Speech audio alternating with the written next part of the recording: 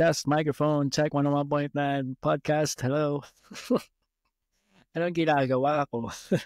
Well, ito, minsan talaga namin bisa natin gumamit ang mikropono paminsan-minsan dahil ito ay inaamag na. Marami ng alikabok kanina. So, last week, medyo naglinis-linis ako dahil springtime. Springtime is cleaning time. So, nagbawas tayo ng alikabok. At itong aking microphone, marami nang naipong alikabok for many months.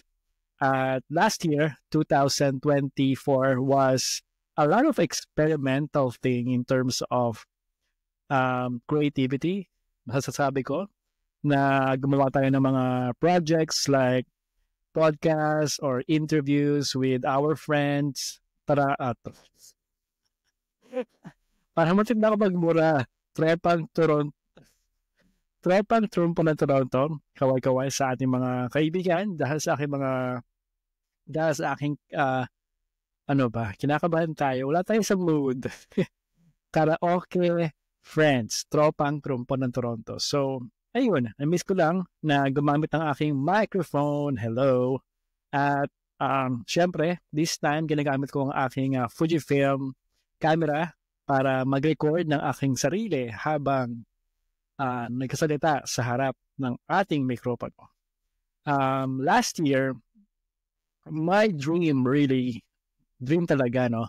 My idea was really to have a virtual interviews or podcast na makipag-usap sa iba't ibang tao saan man sulok ng mundo sa ating mga kababayan, mga kapuso kapamilya, kung nasa Pilipinas man o nasa abroad, nasa Middle East, nasa Asia, nasa Amerika. Parang ang idea ko talaga is makipag-usap sa strangers.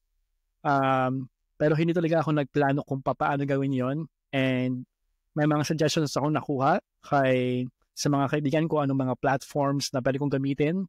And si RG, ang kaibigan ko sa Pilipinas, ay nag-send pa ng video tutorial kung paano gumamit ng OBS. And ayun, I tried it. Medyo siguro tinabad lang ako mag-aral ng mga technicalities.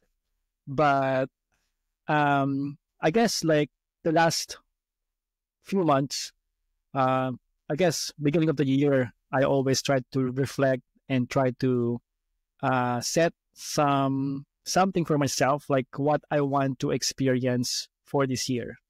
And before I move forward, maybe it's a good idea for me to reflect on what I did the past year. So 2024, lots of experience ng experiments or, experience photography, experience interviews with podcasts, and I did few hostings, gigs. And I have to say that it was rich year for myself, like personal experience. And I'm so grateful for all those experiences. And I'm so thankful na mayroon akong capacity para mag-perform ng iba't ibang gawain. Perform talaga. Anyway, I mean, feeling ko I have the talent. Hindi naman sobrang galing, no? Pero average. It's not bad. Pero meron tayong kakayanan gumawa ng iba't ibang bagay. But we don't have a solid focus. And wala pang sobrang direction ang ating mga creativity at pag-utilize ng ating mga social media platforms, ng ating technology. And I think it's a good way na i-utilize ang social media, i-utilize ang ating internet to share our arts and our creativity and express ourselves. And mahilig ako mag-experiment talaga eh. Pero yun nga, parang jack of all trades talaga ako eh. Ang dami ko nalalaman. Pero hindi naman ako sobrang nag-excel sa isang bagay. And maybe I just need to pick one and go from there. Parang feel ko siya mag-decide eh, no? Kasi when you are picking one, when you are choosing one, it's almost like you are refusing the rest or rejecting the rest. But it's so hard to do that for someone who has a lot of interests. And I know that I am not the only person in the world who are in the same page. And as much as I want to do a lot of things in life, as much as I want to do photography, I want to do some hosting, I want to party, I want to do some photography, I am really quiet all over the place. And that is 100% fact. And that's my truth. And that's my reality. So, ayun. Ang tanong, anong gagawin ko this time? Ewan ko ang hirap kasi mag-commit. Ang hirap magsalita, ang hirap magsabi, ang hirap, what do you call that? Ang hirap mag-focus sa isang bagay.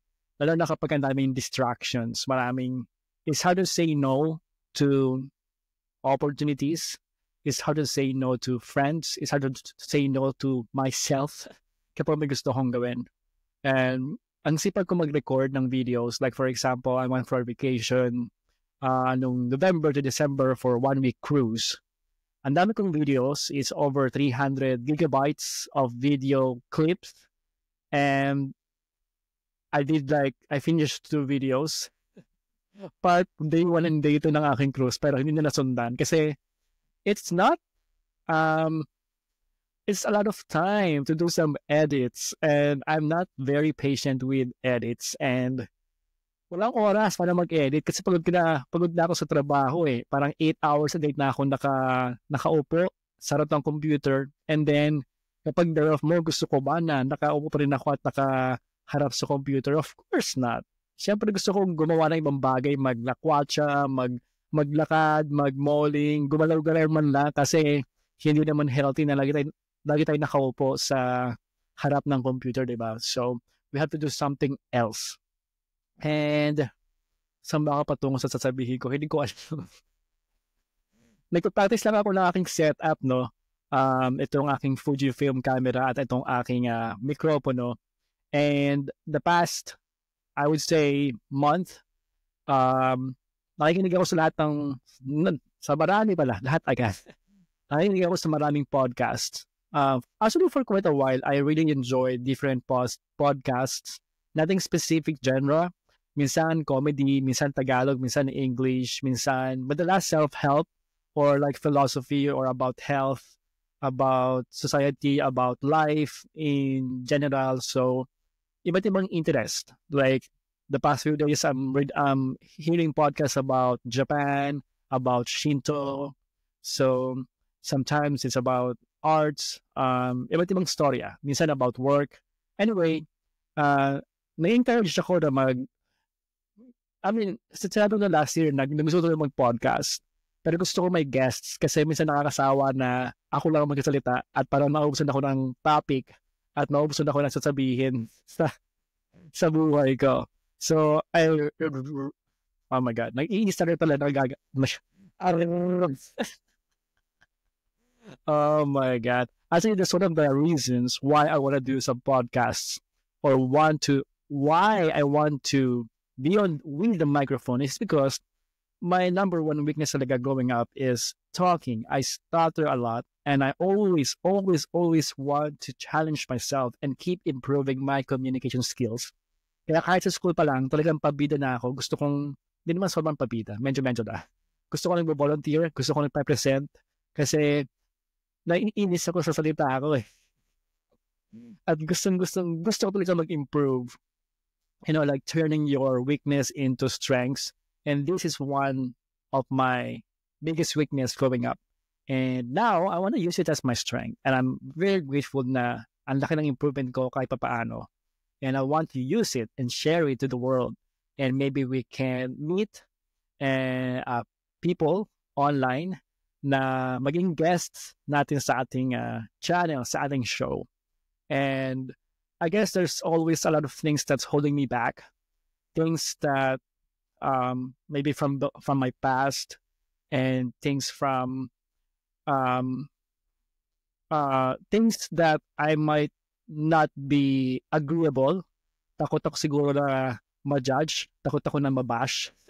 But the truth is, the reality is, we really cannot please everyone. I cannot please everyone. And I have to be open to that when you post yourself online. And maybe I just need to have more courage and quite exciting. I'm quite excited kung anong reaction ko sa mga magiging future bashers natin. But more than that, I just want to be more alive again. That's the word. You want to be alive again in a way that you can express yourself. I can express myself.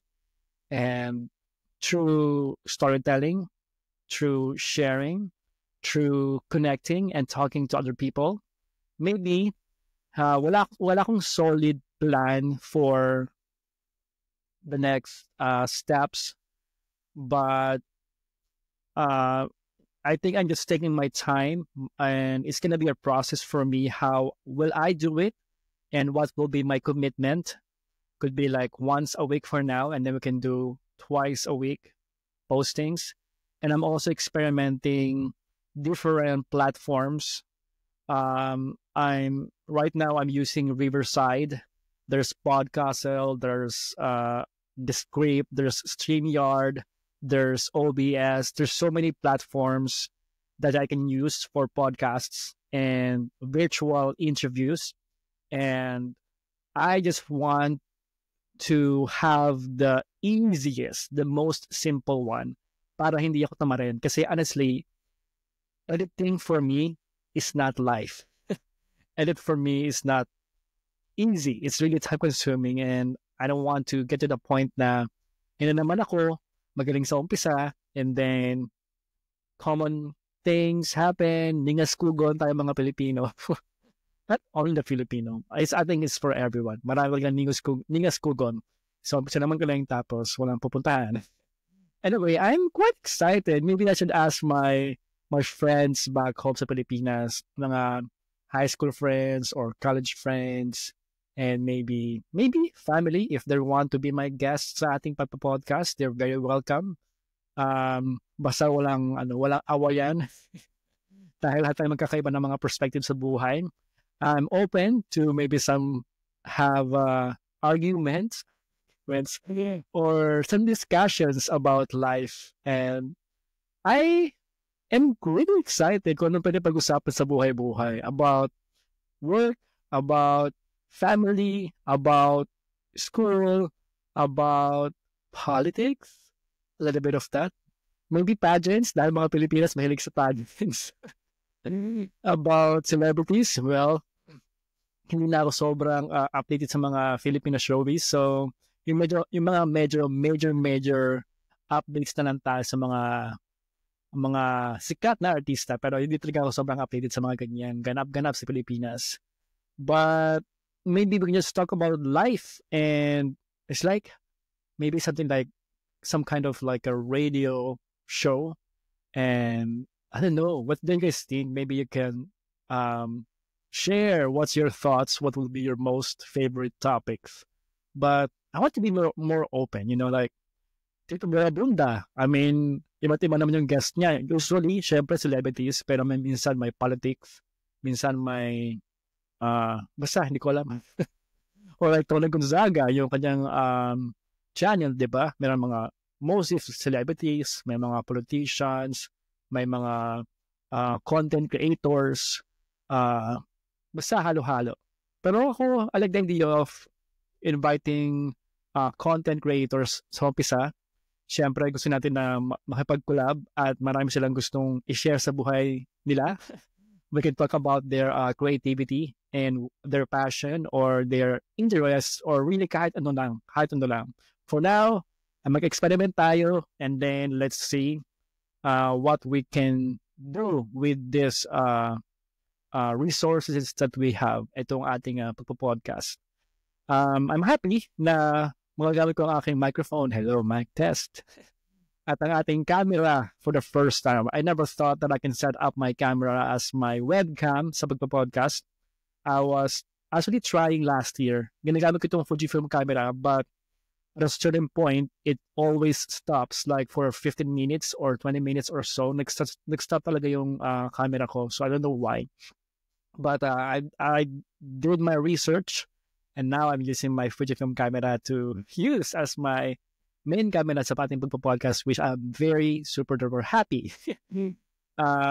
Ginagamit ko lang itong camera for taking pictures of other people, but now I'm the subject of my own camera. Yay! So, wala lang. Gusto ko lang share. Achievement sa akin na makapag-research at makapag-set up ng ating gears. And, yun lang. Ano ba? Honestly, this is just a test. How is it? How's my first take? Take one ng ating pagpo-podcast after so many months. And yes, ako po ay mabubulol at mag-i-stutter. At gano'n talaga ang buhay natin. We're not perfect and we have to embrace our imperfections. At bakit ako nag-i-English, hindi ko din alam. Yun lamang. If you guys like what I'm doing right now, salamat. Kung hindi nyo bet, pero okay lang din. Anyway, Highway, this is Maki, and I'm looking forward to more of this kind of contents, and we'll see kung hanggang saan tayo patungo. Alright, bye-bye na muna.